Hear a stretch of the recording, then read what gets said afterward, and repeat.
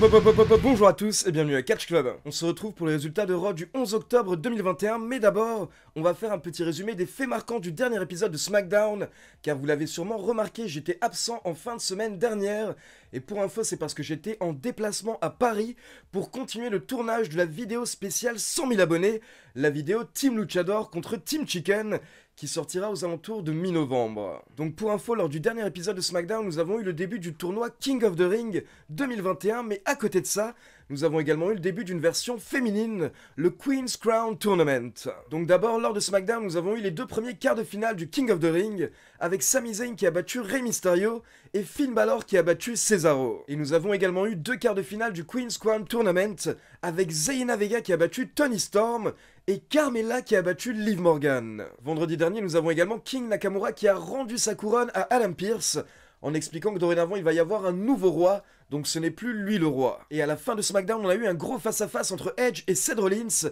et là Edge a défié Seth Rollins à un match à Crown Jewel, mais attention, stipulation particulière, ce sera un Hell in a Cell match. Et donc c'est parti, on enchaîne avec les résultats de Raw, et le show démarre directement avec l'entrée de Drew McIntyre avec son épée. McIntyre nous explique qu'il a porté la WWE sur ses épaules pendant la période de la pandémie, mais depuis il a perdu le titre, et il ne sait pas ce que c'est que d'être champion avec le public. Donc McIntyre nous assure qu'il va remporter le titre WWE lors de Crown Jewel, mais justement, il se fait interrompre par le champion Big E. Big E monte sur le ring, et bien entendu il nous garantit que McIntyre ne lui prendra jamais le titre. Mais là, surprise, McIntyre et Big E ont été interrompus par les champions par équipe de SmackDown, les Usos. Les Usos sont venus pour un petit peu foutre la merde entre McIntyre et Big E, mais lors de leur discours, ils nous ont donné un scoop.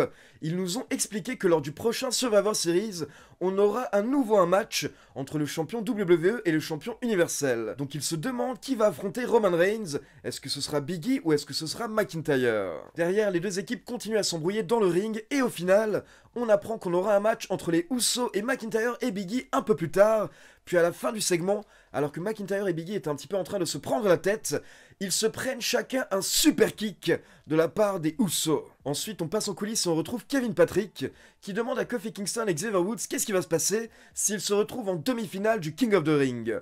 Mais là, les membres du New Day ne répondent pas et ils se mettent à rire. Et derrière, on enchaîne avec le troisième quart de finale du King of the Ring, Xavier Woods contre Ricochet.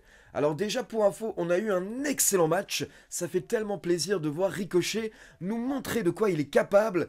Et à côté de ça, pendant le match, les commentateurs nous ont vraiment vendu à quel point c'est un rêve pour Xavier Woods de remporter le King of the Ring. Donc on a un match très disputé, Ricochet qui saute dans tous les sens, mais au final, Xavier Woods porte sa descente du coude de la troisième corde pour la victoire. Mais malgré sa défaite, Ricochet a pu briller lors du match, et surtout le fait d'avoir un très bon match comme ça entre Ricochet et Woods, ça donne de l'importance au tournoi, ça le rend crédible. Et donc pourquoi je vous précise ça, c'est parce que vous allez voir que ce n'est pas du tout le cas au niveau du Queen's Crown Tournament, qui n'a pas vraiment été pris au sérieux par la WWE. Ensuite, on passe en coulisses et on retrouve Riddle qui va voir Randy Orton, et Riddle explique qu'il a essayé de suivre le leadership de Randy Orton, donc il a demandé un match face à Omos ce soir. Mais là, Randy Orton pense que c'est une très mauvaise idée, il dit à Riddle qu'il n'aurait jamais dû faire ça, et surtout Randy Orton dit qu'il ne sera pas aux côtés de Riddle ce soir pour l'aider. Et avant de passer au match suivant, je rappelle qu'actuellement tous les lundis soirs aux États-Unis, vous avez Danse avec les stars, donc version US, et pour info, actuellement The Miz est candidat, et voici une petite photo de The Miz hier soir pendant que les autres étaient à Raw.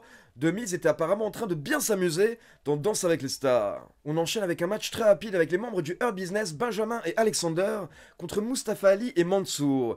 Et au bout d'environ 1 minute 30, Cedric Alexander a réussi à effectuer le tombé sur Mustafa Ali. Donc victoire expéditive pour les membres du Hurt Business, mais surtout après le match, on a Mansour qui essaye d'aider son coéquipier à se relever, mais là, Mustafa Ali repousse violemment Mansour. Puis on enchaîne avec le troisième quart de finale du Queen's Crown Tournament avec une victoire très facile de Shayna Baszler sur Dana Brooke avec un gros coup de genou en environ 1 minute 30. Ensuite, pour info, hier soir, on devait avoir un match par équipe féminin avec Charlotte Flair et Becky Lynch contre Bianca Belair et Sasha Banks.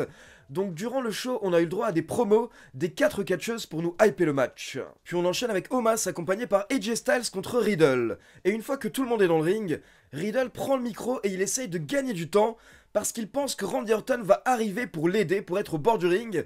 Mais au final, Randy Orton ne vient pas. Donc la cloche sonne, le match démarre et là, Omos a démoli Riddle.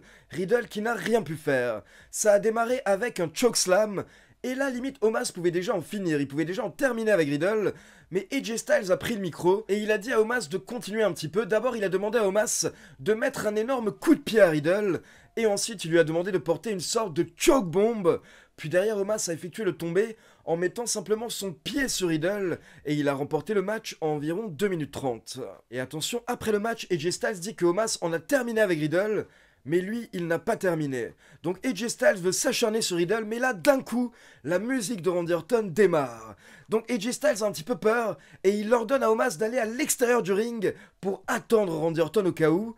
Mais là, Randy Orton arrive d'un autre côté, et il surprend AJ Styles avec un RKO. Ensuite, on passe en coulisses et on retrouve Biggie et McIntyre, et c'est un petit peu tendu entre les deux catcheurs, mais au final, ils se mettent d'accord pour faire la paix ce soir, vu qu'ils font équipe face aux Usos, et le segment se termine avec la poignée de main, le handshake des Mega Powers, Macho Man et Hulk Hogan. Puis on enchaîne avec l'entrée de Bobby Lashley qui vient s'adresser à Goldberg. Lashley nous dit que tout le monde lui demande pourquoi est-ce qu'il a souhaité avoir un No Holds Barred match face à Goldberg à Crown Jewel, et Lashley répond qu'il n'a pas apprécié le fait que Goldberg déclare qu'il veut le tuer. Lashley dit que ce comportement n'est pas digne d'un comportement d'une superstar WWE, d'un Hall of Famer ou encore d'un père. Bobby Lashley nous explique que dorénavant Goldberg est une sorte de chien enragé qui est au bout de sa vie et qui doit être piqué. Lashley nous rappelle que dans un No Holds Barred match il n'y a pas de règles, donc il nous dit qu'il pourra enfin mettre fin à la carrière de Goldberg. On enchaîne avec le 5e match de la soirée, Austin Theory contre Jeff Hardy. Je rappelle que la semaine dernière, justement, Austin Theory avait attaqué Jeff Hardy. Donc le match démarre, les deux catcheurs sont dans le ring, mais d'un coup, ils sont rejoints par le champion 24/7, Reggie, et bien entendu plusieurs catcheurs qui lui courent après. Et cette petite distraction permet à Jeff Hardy de prendre l'avantage, donc il veut enchaîner avec sa Swanton Bomb, mais Austin Theory esquive, et derrière il porte un roll-up, et il tire sur le pantalon de Jeff Hardy, donc il triche pour la victoire. Puis on enchaîne avec le dernier quart de finale du King of the Ring, Jinder Mahal, accompagné par Veer et Shanky, contre Kofi Kingston, accompagné par Xavier Woods.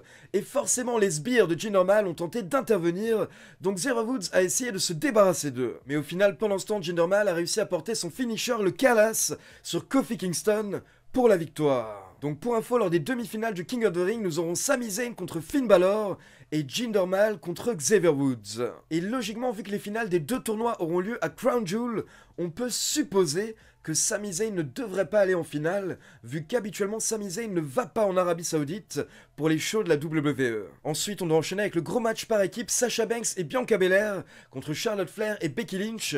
Mais une fois que toutes les catcheuses sont dans le ring, ça commence directement à s'embrouiller, notamment entre les coéquipières Bianca Belair et Sasha Banks, et du coup ça part en bagarre générale qui était incontrôlable. Donc on pense que le match ne va pas avoir lieu, mais là nous avons les officiels Sonya Deville et Adam Pearce qui font leur entrée, et ils ordonnent aux catcheuses de retourner dans le ring, car on va avoir le match. Donc la situation se calme, le match démarre enfin, mais au final, au bout d'environ 5 minutes, Bianca Belair et Sasha Banks commencent à nouveau à se battre, et du coup l'arbitre sonne la cloche. Et donc le segment s'est terminé avec Sasha Banks qui porte le backstabber à Bianca Belair, et derrière, Sasha Banks s'est pris le Manhandle Slam par Becky Lynch. Ensuite on passe en coulisses et on retrouve Jimmy Uso qui est au téléphone avec le cousin, le chef tribal, Roman Reigns, et Jimmy Uso lui assure qu'ils sont en train de gérer. Ensuite on enchaîne avec le dernier quart de finale du Queen's Crown Tournament, et on a Doudrop qui a facilement battu Natalya avec un roll-up en environ 3 minutes.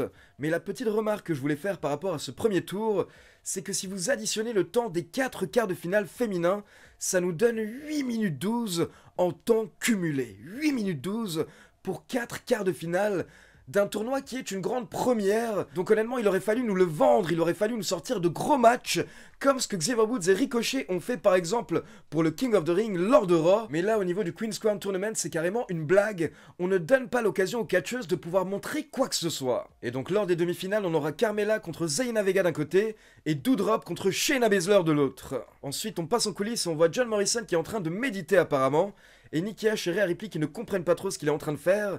Puis d'un autre côté des coulisses, on voit Big E qui est en train de se préparer pour le main event, et d'un coup il y a Austin Theory qui débarque pour prendre un selfie, puis il se casse. Et toujours en coulisses, on retrouve Mansour pour une interview avec Kevin Patrick, et Mansour dit qu'il ne comprend pas trop ce qui se passe, mais là Mustafa Ali arrive pour le critiquer. Mustafa Ali dit qu'il a perdu son temps avec Mansour, il a essayé de l'aider, mais maintenant il le lâche, et Mansour va se retrouver tout seul, il va se faire manger, Et de toute manière, Mansour n'est qu'un loser. Donc là, Ali s'en va et Mansour ne s'énerve toujours pas. Il dit écoute, c'est pas grave, je vais parler à Mustafa Ali un peu plus tard. Mais là, Ali revient et il attaque Mansour et il lui dit mais merde, tu comprends pas, tu ne comprends pas. Et donc pour info, un peu plus tard, la WWE nous a confirmé que lors de Crown Jewel en Arabie Saoudite, au final, on aura Mansour contre Mustafa Ali. Je me demande vraiment qui va gagner ce match. Puis on passe au main event de la soirée, Big E et Drew McIntyre contre les Usos. Et donc forcément la grande question lors du main event, c'était est-ce que Big E et Drew McIntyre vont réussir à travailler ensemble, réussir à collaborer. Et ça s'est plutôt bien passé lors des 10 premières minutes, mais à la fin du match, on va dire que les égos sont ressortis. Car McIntyre était à 2 doigts de remporter le match, il allait porter son Claymore Kick, mais là Big E a effectué le relais, sûrement car Big E voulait remporter le match lui-même. Donc Big E demande à McIntyre de sortir du ring, mais quand il se retourne, il se prend des super kicks. Mais quelques instants plus tard, Big E avait réussi à reprendre l'avantage, et il allait effectuer le tombé sur Jey Uso, mais là d'un coup McIntyre a tiré Big E à l'extérieur du ring, il ne voulait pas le laisser gagner le match. Et là c'est parti en bagarre entre Big E et McIntyre à l'extérieur du ring, donc apparemment au final les Usos ont remporté le match par décompte à l'extérieur du ring, et le show s'est terminé avec cette bagarre entre le champion WWE et son challenger. Mais le truc c'est que les Usos voulaient encore se battre, donc ils se sont jetés sur Big E et Drew McIntyre, mais McIntyre et Big E se sont débarrassés d'eux, puis ils ont recommencé à se battre dans le ring, et au final McIntyre a réussi à porter son Claymore Kick sur Big E. Donc la soirée se termine avec le champion au sol et le challenger qui est debout. Est-ce que c'est un spoiler de Crown Jewel? Donc voilà, c'est tout pour les résultats de Raw. Maintenant, comme d'habitude, c'est à vous. N'hésitez pas à me laisser vos avis dans les commentaires. Et comme d'habitude, n'oubliez pas de liker la vidéo, de vous abonner à la chaîne et de cliquer sur la petite cloche pour être informé de la sortie des prochaines vidéos. Ciao tout le monde!